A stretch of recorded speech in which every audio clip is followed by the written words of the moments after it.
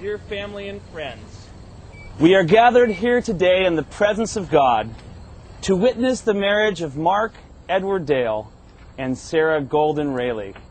On this unique day, surrounded by so many loved ones, we also honor those who are not here, especially Mark's mother, Nancy Dale, whom we hold in our hearts.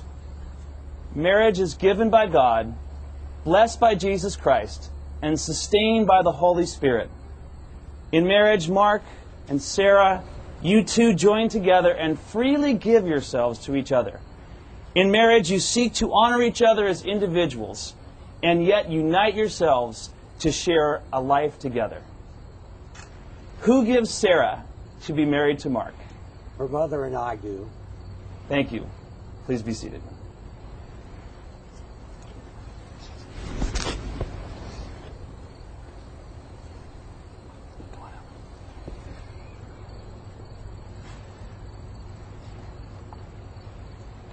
It's an exciting privilege for me to be here with you today. Sarah and Mark, I'm sure it's thrilling for you too as well. So let me encourage you in this moment. This is your day. Relax. You've had so many things to worry about to get to this very moment, but now is the time to soak it in. Now, before you make your vows to one another, let me offer the key to a great, lasting marriage. It is this. The celebration today is not simply the wedding of two very special people that you are, but the wedding of two kinds of love. The first kind of love is passion. Biblical poetry describes it as flashes of fire, a raging flame. Many waters cannot quench love, neither can floods drown it. Now, passionate romantic love is a beautiful human reality. It has drawn you together. So celebrate your passion, because God celebrates with you. But you both know that there's also committed love. The Bible describes this as patient and kind, not envious or jealous or boastful or rude.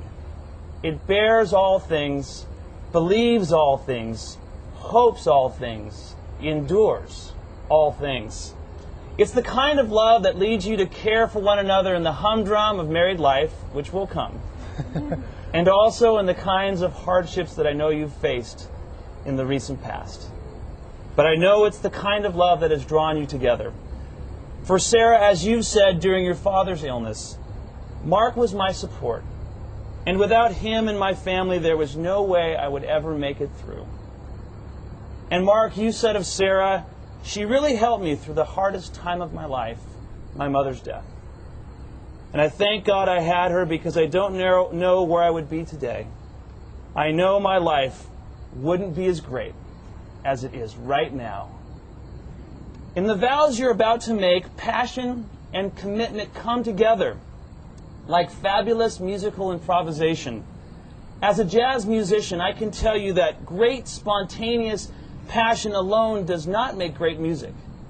Instead, stunning improvisation is built on a commitment to practice day in and day out, year after year, just like marriage.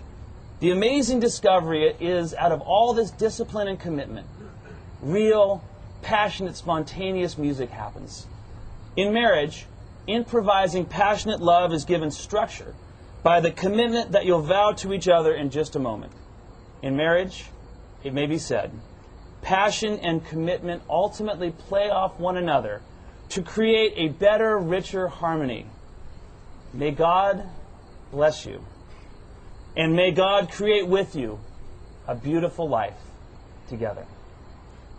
Would you two now turn and face one another?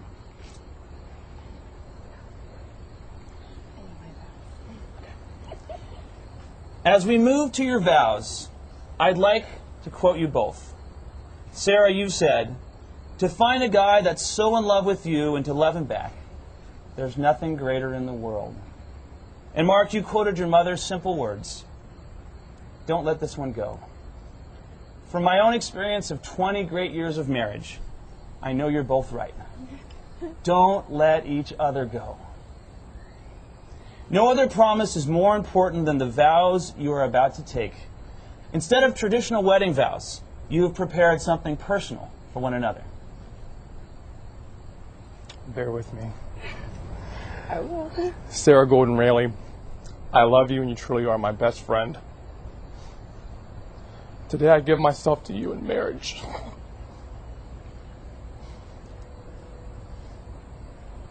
I promise to always encourage and inspire your dreams, and to laugh with you in times of joy, to protect you in times of struggle. I promise to love you through sickness and health, good times and bad, when our love is simple and when it's most challenging. But I promise most of all to cherish every day I spend with you and always hold you in the highest regard. This is my eternal pinky swear.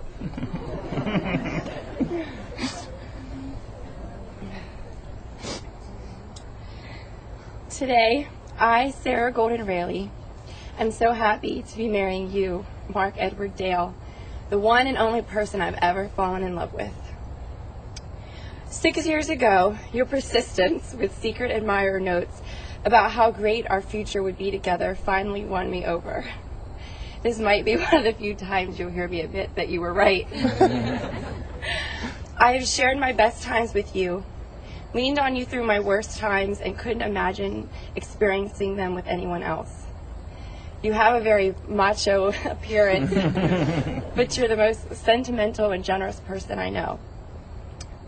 I promise to encourage you and inspire you, to support you in your goals, to give you daily back scratches, to keep the groceries stocked for your appetite, to love you in good times and in bad, to laugh with you and cry with you, to cherish and honor you all the seasons of our life. How are you so good at this? And now it's a tradition to exchange rings with one another.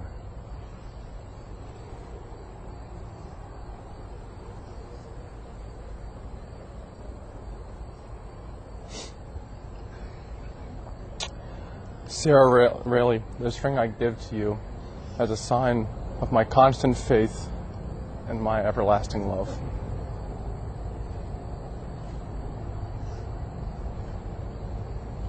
Mark, this ring I give to you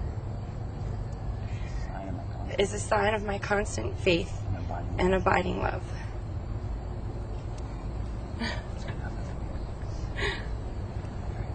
And may these rings that have no end be a symbol of a lifetime of love together. Please turn and face your family and friends. Mark and Sarah have spoken their vows today in the presence of God and you, these many witnesses. So, by the authority vested in me, I now pronounce that they are husband and wife. It is my great pleasure to present to you for the very first time Mark and Sarah Dale. You may kiss the bride.